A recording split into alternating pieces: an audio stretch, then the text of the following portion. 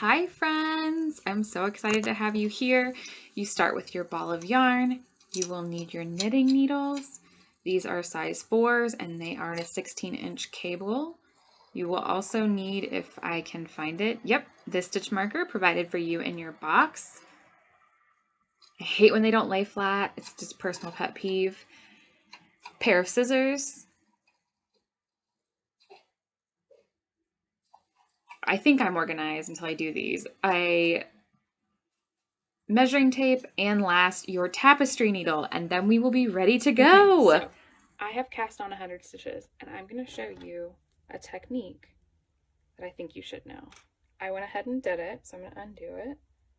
Don't mind me. Okay, so you see that extra loop hanging out. So what I actually do is there's 100 stitches here. I'm going to add one more. Don't worry, it doesn't increase your final. I think I might have just... Okay, so I have added one more stitch. I'm going to move that stitch over to my left needle.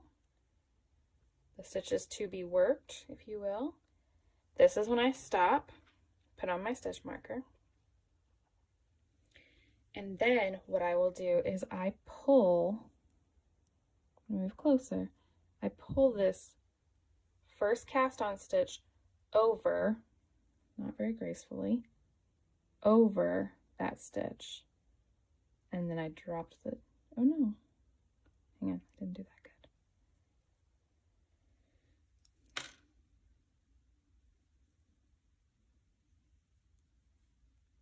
Slide over, start over. Sometimes even the masters don't, not that I'm a master, the professionals have a hard time. Okay, so I've made my extra stitch. I'm going to move my stitch over, and then I'm going to take the last stitch made and pull it over the first. That way, I'm going to give a little tug, tuggy tug. That way I don't have a huge gap in my beginning, right? So now that is my first, technically, worked stitch. Then, after that, I add the marker. So then that way, you don't have that awful gap between your first two stitches. Making sure not to twist it along the way. So I do the twist check, making sure I haven't twisted it. Do that before you start. And then I will make sure my marker's inside. I'm weird about stuff like that. I'll start knitting. And I will join you. Unfortunately, with a different colored hat, I may have got ahead of myself and pre-filmed some stuff with yarn I already had before this dried because I can't help myself. So I will catch you with a different colored hat when it is time to make the brim section. All right, friends, so you have done 30 stitches and now you are going to make the brim. This is when we're doing the folding bits. So what I like to do is I fold it inside out, right? So I'm taking from the outside and I am folding it inward. You can do it the opposite way if you want. If you're like, girl, I want this nice texture on the outside, I want everybody to see that, then totally you can do that. I personally like the stockinette side a little bit better, but now that I'm saying it out loud, I feel like I want to do it the other way, but that's a different pattern. So I'm going to fold it inward. And I like to start where my needles are. For me, I know I've lost my marker, don't judge me, but I know this is the start, so I'm going to fold this in. Let me show you a little trick that's going to help you a whole lot. It's called a bobby pin. This is my favorite bobby pin. Yes, I have one of those, but it helps line up your stitches a little easier. So as you can tell, it's going to curl the other way. Super annoying. But what I like to do is I like to take my bobby pin and I'll actually pin that together. So it makes it a little bit easier. So now I'm going to zoom in. Don't get seasick on me. Thank you. So, oh, this is very hard to watch. So to make it easier, instead of trying to go in right here and then finding your edge and going that way, we're going to take the left hand needle, find your first stitch. I'm going to poke it through. So then that way I have 2 stitches on this guy. So then when I go to knit those 2 together, it's a lot easier. And then if you want, you can knit in the tail at the same time. So I'll knit those stitches together. So then that way I have made my first join. So that actually is keeping those together. So let's do the next couple. Again, I zoomed, so my motions seem a little extreme. So you can tell the stitch I went into. We're going to go into the next one. And I just want to let you know,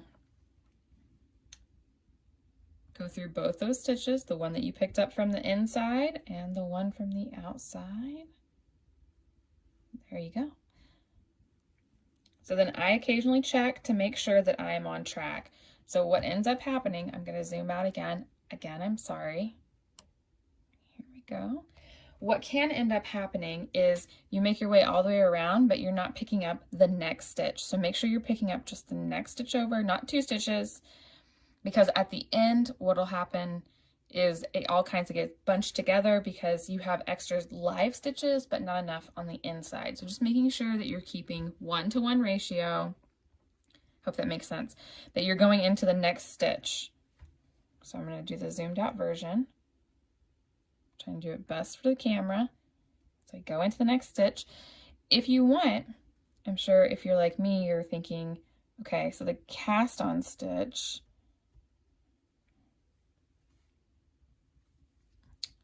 you're thinking, isn't there an easier way to do this, Evie? And there is an easier way to do it. If you wanted, to your heart's content, you could actually just take a needle and you could stitch all of it at the end. So if you're like, whoa, we're not doing this double needle, bind off, knit 2 together thing, that's totally fine. Just keep knitting the rest of the hat as the pattern says, and then come back later and just whip stitch this up like it would normally be. So I'm going to take a totally different hat. This is not the same pattern, but this is a finished hat. So what you can do is you can come back and say, oh, this is like way too big of a brim, which it's not for this hat, by the way. This pattern's amazing. You can fold it under, take your tapestry needle that I have conveniently located next to me. I don't, oh, I do. I had to move some ketchup packets out of the way. And you can come through and just whip stitch in here. Obviously doing a little bit better job than that to secure your brim. But you can do that. That's totally fine. That is not my personal forte, but if it is yours and you know how to do that, go for it. You can even do a little outside number if you wanted to, and you can go through and do that. Actually, on this hat, I'm going to pull out what I did, and I'm going to do it the reverse, so the pearl is on the outside, because I think that might be genius.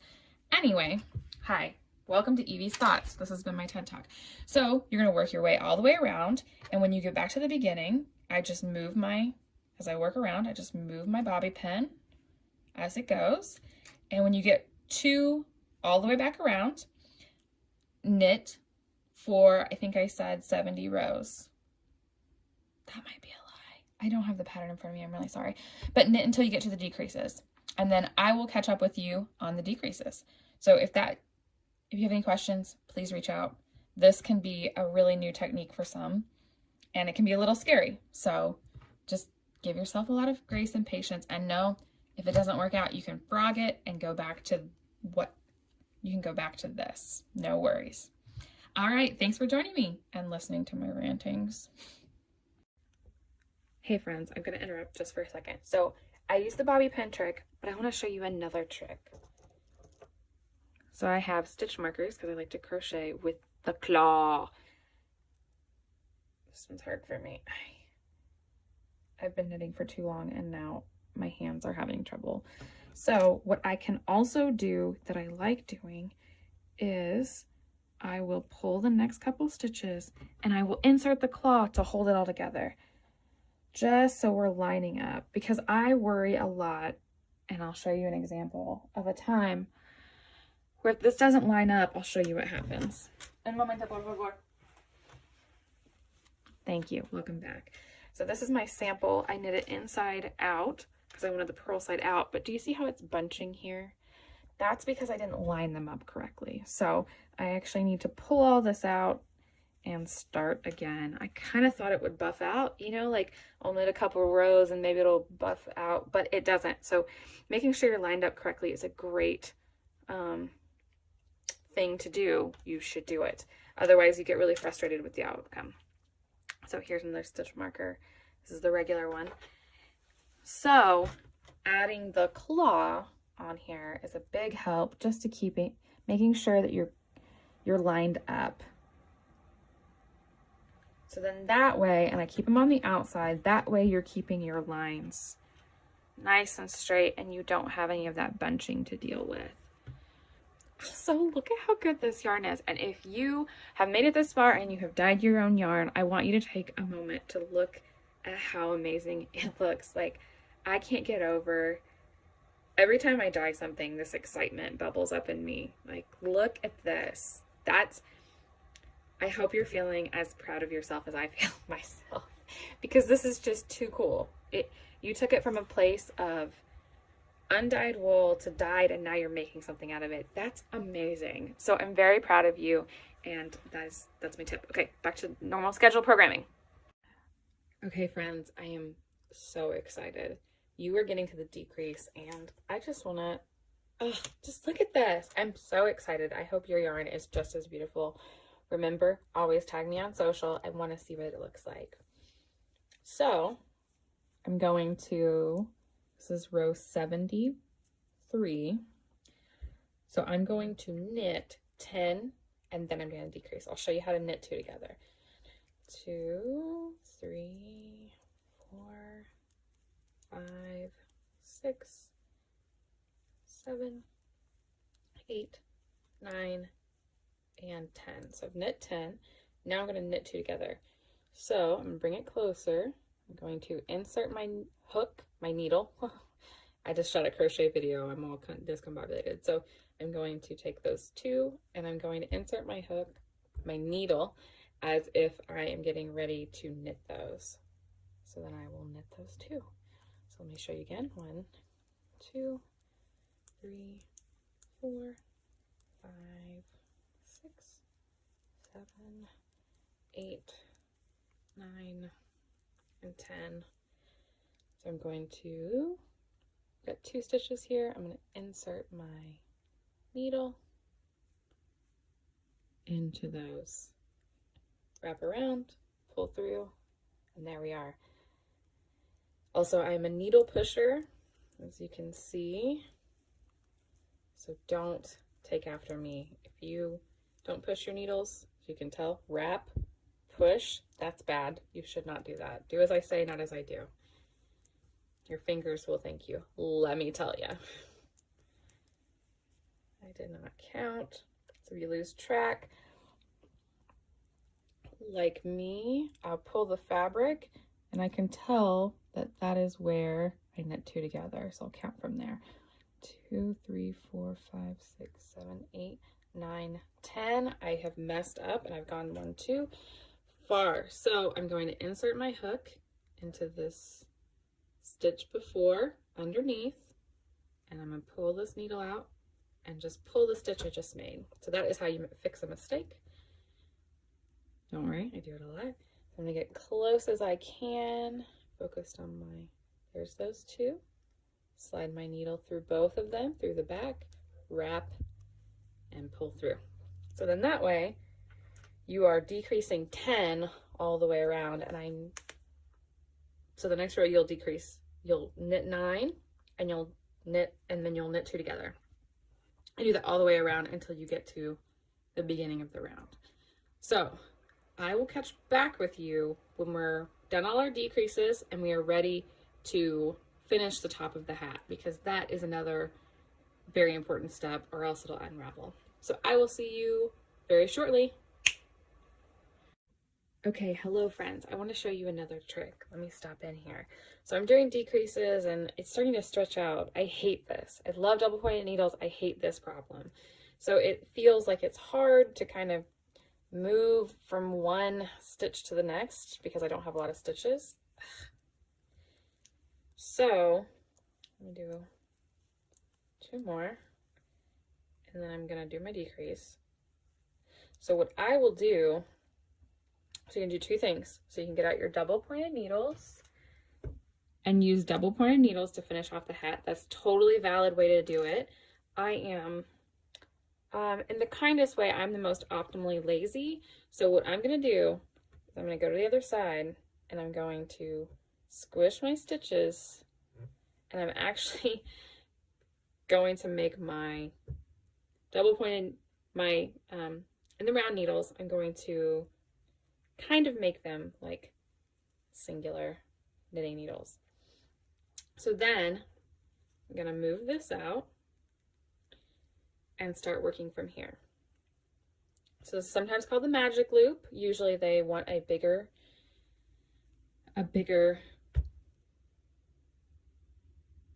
cord, But in this case, the 16s will work. It'll give you a little bit of gapping, but at the top, I don't worry about it.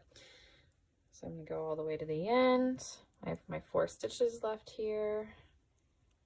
Move my stitch marker over. And so now I am doing a decrease every 4.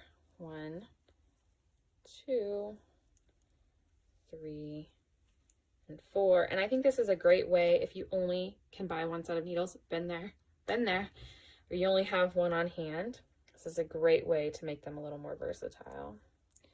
So there's my decrease, 1, 2, 3, and 4. And then I'll decrease from there. 1, 2, 3, and 4. Hands are getting a little stiff, you know, when you knit way too long with smaller needles. So I've got 3 stitches on this side. So that means I'll knit 1 more and then I'll knit 2 together on the other side. And how you do that is I will pull this needle through. This will now become my working side. And then I'll pull this one, leaving a little bit of a tail. And it will stretch your yarn here. Do not worry. That is what she is meant to do, honey. And then I'll hold the cord in my other hand to keep from a gap. There we go, got our first stitch on there. And then we will knit 2 together. I'll pull this one through. Like I said, smaller cords are a little bit harder, but it's still possible. Still possible. Don't make me a liar. Perfect. So I will do that until I finish the hat. And I will see you to gather all the top. Okay, it's time. So get your scissors. I did switch to double points. We are going to bind off all of these stitches. Not in the traditional way though. So I'm going to give myself a little bit of a yarn tail. I'm going to thread it through. Here's a tip for threading. Changed my life. Changed my life. Okay. So now I'm going to find, this is my last stitch. So I'm going to go through my last stitch. Make sure it goes through and it's going to form a knot. That is key to making sure that your work doesn't just kind of unravel. Then I'm going to go counterclockwise or clockwise. You can do either. I go counterclockwise. Pull through those stitches. And then we're going to pull through the others. Dropping the stitch marker at the end. Make sure you don't accidentally, done it before where I've accidentally put the stitch marker into my work. It happens until I've dropped a stitch there, but I'm going to grab it.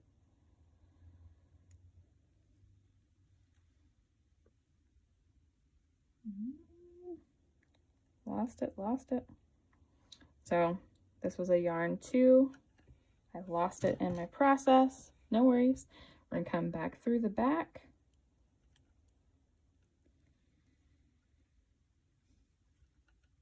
And I'm going to pick up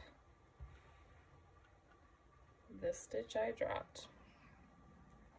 It happens. No worries. No worries whatsoever. And then I will slide off those two. There we go. Awesome. So I hope, last one, and pull through my stitches. Make sure you use a smaller needle than this. I used a massive tapestry needle. You can use your little metal ones. Okay, so that is how I've tied it off. You'll see that it's still wiggly. So I'm going to, a little premature, weave in this end. I like to make sure it's super secure. So I'm gonna go through that last stitch in between the two, pull it through, turn it inside out. Hello, inside out. So now I'm going to weave in my ends. I'm not the best end weaver inner, just so you know. So if you want someone that does a little more polished job, definitely go to the YouTube. I'm going to go through these 4 stitches over here. Because it's plastic, it's going to get slippery. I'll show you that trick again. And I'm going to go up the next 3 stitches. And then I'll go back through the bottom 2 of that same row. And then I will go up the middle row. I'm sure 100% with 100% certainty you can find someone online that does a better job than I do at this. And then I'm paranoid, so I'll go ahead and put a little knot in that. That is probably not how you'll find online. So I will squeeze, I will cut, and there you are. So if you're, oh, I dropped a stitch. Do you see that stitch I dropped there? Let me show you. Girl. So if you see this stitch here, I'm gonna pull it, and I'm actually going to pull it through the other side. So if you drop a stitch, no worries. This late in the game, I'm gonna pull it through the other side. There it is. And I'm actually just gonna tie it with this little tail I've got. It will not change the outcome of the hat. Does not do anything to the integrity of said hat. This knot is actually probably pretty good. My fingers would work. You can always check those out before you cut the tail. So then that way everything is secure. And you have some nice decreases here. And just in case you're wondering, this is the small. So I have a very small head. So do not freak out if you think this looks like a kid's hat. Judge me. I have a kid's child size head. And there you are. Congratulations. That's your beanie. Please, please, please tag me on Instagram or Facebook, Evie's Craft Room, and show me exactly how it worked out for you. And I want to thank you so much for joining me for this pattern. It has been absolutely lovely recording these for you. I'm so excited, and I hope they helped a lot. Let me know if you have any more questions. All right, bye guys.